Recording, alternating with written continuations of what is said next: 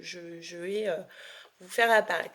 Donc tout d'abord, des personnes se sont intéressées au billet du dollar et à toute la symbolique qu'il pouvait y avoir sur ces billets. Et à partir de la symbolique de l'argent émis par l'État américain, cela conduit à penser à une organisation mondiale secrète qui a son pouvoir auprès des banques, et notamment de la banque américaine, et qui laisserait ses cartes de visite aussi sur la monnaie. Alors, il ne faut pas oublier que, à la base, le pouvoir d'émettre de la monnaie était un pouvoir dévolu au chef des clans, au roi dans l'Ancien Régime, et que la symbolique a toujours été liée à la monnaie, et que c'est d'ailleurs pour ça que les numismates vont collectionner certaines monnaies et pas d'autres, parce que certains symboles et défauts vont donner de la valeur au support monétaire. Donc il n'est pas complètement délirant de trouver des symboles qui ont traversé les âges sur les pièces de monnaie ou les billets. Par contre, ce qui est délirant, c'est que des petits astucieux se sont amusés à plier ces billets de dollars selon un certain procédé. Voilà, ils font de l'origami avec des billets de dollars, c'est un passe-temps comme un autre. Et ils y auraient découvert le prénom Osama, qui est quand même le prénom de Osama Ben Laden, qui était le chef de l'organisation terroriste responsable de ces attentats.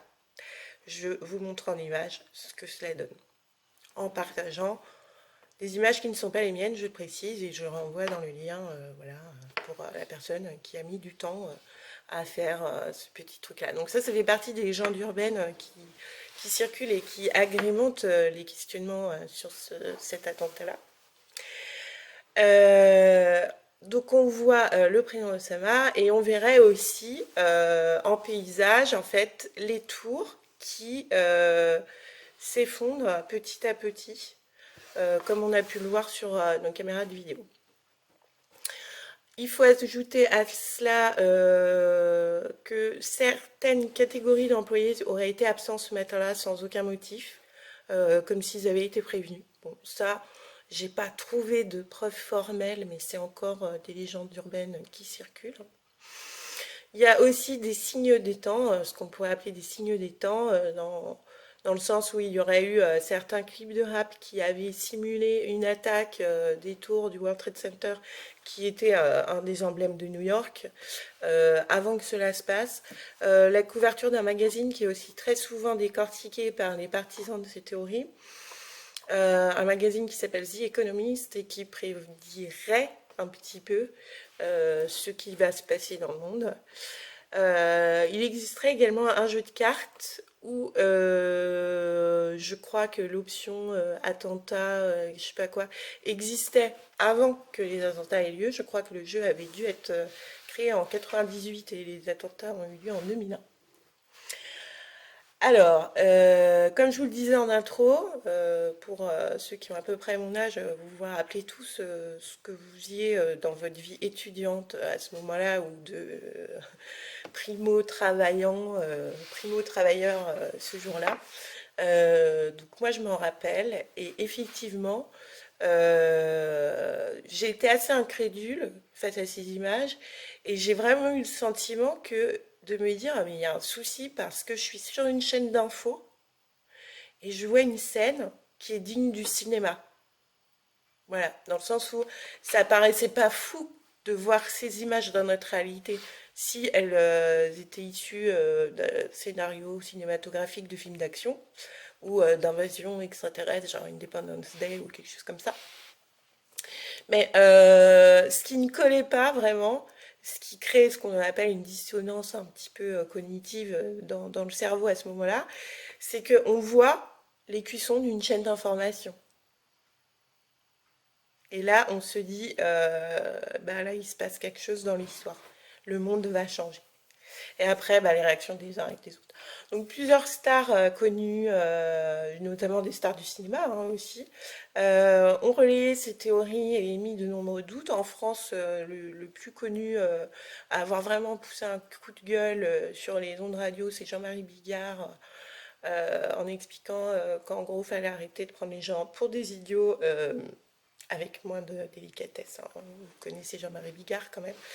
Et que c'était pas possible qu'on retrouve. Lui, c'est surtout les papiers d'identité qui l'ont convaincu que c'était quelque chose de pas si clair que ça. Donc voilà, ça a été relayé, c'est une des théories à savoir, et ne soyez pas choqués si votre ado vous dit à table devant vos amis et les grands-parents: oui mais non, de toute façon on sait très bien que le World Trade Center c'est la CIA. Ne tombez pas des nues.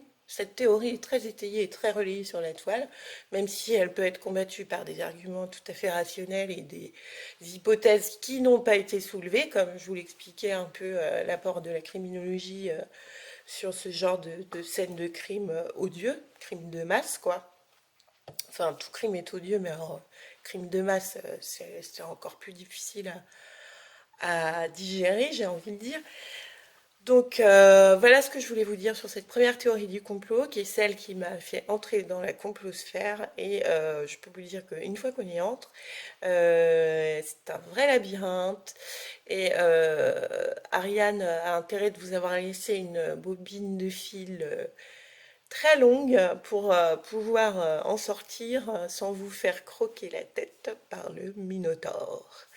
Voilà, voilà. Alors, après tout ça, les questions que l'on se pose.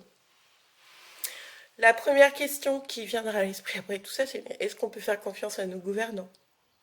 Est-ce qu'effectivement, toutes les théories qui sont classifiées, les dossiers classifiés, les secrets d'État, les secrets de défense font que on est au courant de tout, surtout de la part de nos gouvernants? Bien évidemment que la réponse est non, mais de là à y voir des choses assez horribles, est-ce qu'on est vraiment obligé de le faire? Est-ce qu'on a, deuxième question, est-ce qu'on a vraiment intérêt à connaître toutes ces choses qui nous dépasseraient?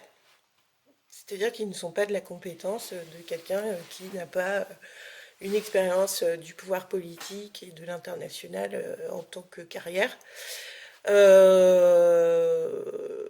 Selon un vieux proverbe qui dirait: toute vérité n'est pas bonne à dire. D'autres diraient: bon sang ne saurait mentir. À vous de choisir ce que vous préférez, ou si vous prenez la voie du milieu. Genre, bon, j'ai pas envie qu'on me mente, mais il y a des trucs, je dormirais mieux si je ne le savais pas. C'est aussi une possibilité. Sachant que pour cet attentat du World Trade Center, ça a quand même changé la face de l'humanité, ça a déclenché une intervention en Irak pour stopper la progression d'Al-Qaïda et également en Afghanistan. Ça a permis aux journalistes de creuser et de mettre à jour le fait qu'il y avait des liens entre les deux leaders opposants du moment, à savoir George Bush Jr. et Osama Ben Laden, qui avaient fréquenté les mêmes universités d'ailleurs. Donc, est-ce qu'on a vraiment envie de tout savoir?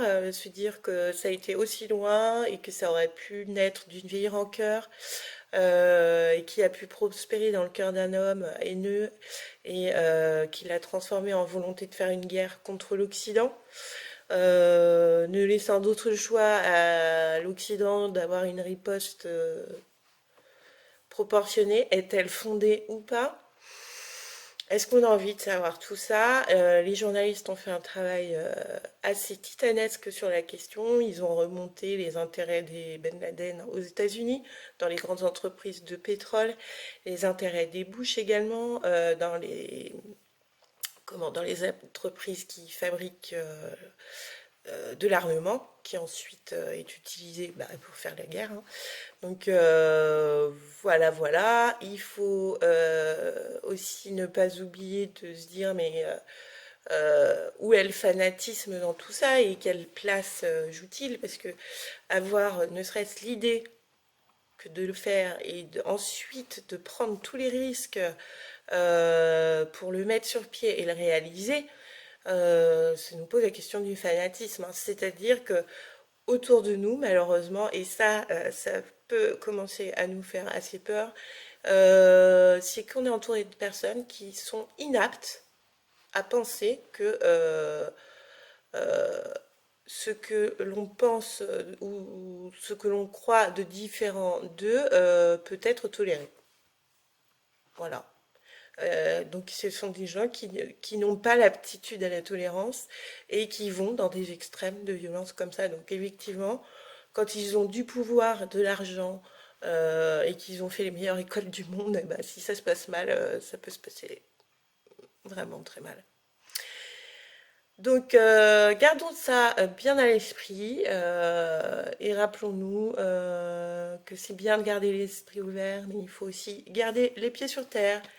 Et voilà, voilà, c'était Laurée Dubois pour Les Sommes de toutes les peurs.